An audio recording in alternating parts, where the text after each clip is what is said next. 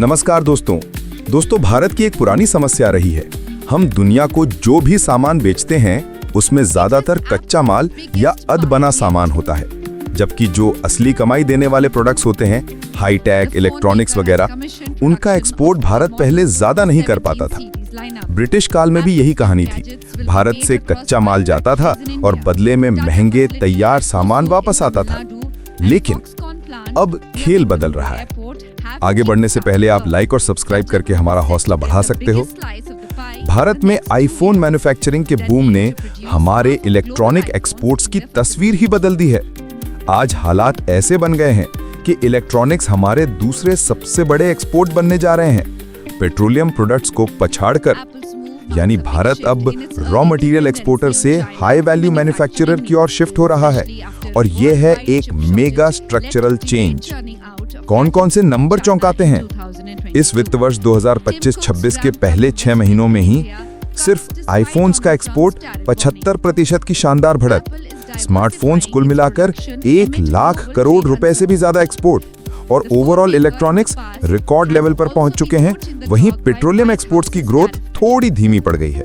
तो अनुमान है कि पूरे साल के अंत तक इलेक्ट्रॉनिक्स साफ नंबर 2 बन जाएगा। ये चमत्कार हुआ कैसे? एक, एप्पल इफेक्ट। फॉक्सकॉन, पैट्रागॉन और अब टाटा इलेक्ट्रॉनिक्स की एंट्री। भारत लगातार ग्लोबल आईफोन सप्लाई चेन में बड़ा हिस्सा बन रहा है। दूसरा, PLI plus make in India की शक्ति। टैक्स फायदे, तेज कस्टम क्लियरेंस, मैन्युफैक्चरिंग इंसेंटिव। नतीजा, 2020 के बाद से $10 बिलियन प्लस निवेश सिर्फ इलेक्ट्रॉनिक सेक्टर में।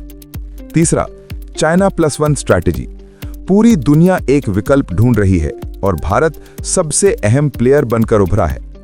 इससे भारत को क्या लाभ? एक, हाई वैल्यू प्रोडक्ट्स, यानी ज्यादा कमाई और जॉब्स। लोकल सप्लाई चेन को boost, components, charger, packaging, logistics. Current account balance पर पॉजिटिव असर। भारत की टेक डिप्लोमेसी और ग्लोबल नेगोशिएशन पावर मजबूत। पर चुनौतियां भी हैं। अभी भी कंपोनेंट्स का भारी आयात करना पड़ता है। पेट्रोलियम की कीमतें अगर उछलीं तो रैंकिंग फिर बदल सकती है। जियोपॉलिटिक्स, यूएस टैरिफ्स वगैरह का रिस्क। स्किल्ड लेबर और लॉजिस्टिक इंफ्रास्ट्रक्चर को और मजबूत करना होगा। अब आगे क्या? विशेषज्ञ कह रहे हैं, आने वाले वर्षों में इलेक्ट्रॉनिक्स एक्सपोर्ट हर साल 20 से 25% बढ़ सकते हैं और भारत बन सकता है हाई एंड स्मार्टफोन मैन्युफैक्चरिंग का ग्लोबल हब। अब भारत का अगला बड़ा टारगेट है सेमीकंडक्टर और महत्वपूर्ण कंपोनेंट्स का पूरा लोकल प्रोडक्शन, ताकि मेड इन इंडिया पूरी तरह भारतीय हो सके। तो दोस्तों, यही वो बिग अपडेट है जो भारत की एक्सपोर्ट कहानी का चैप्टर ही बदल देगा। आपका इस बारे में क्या विचार है? कमेंट में जरूर बताएं।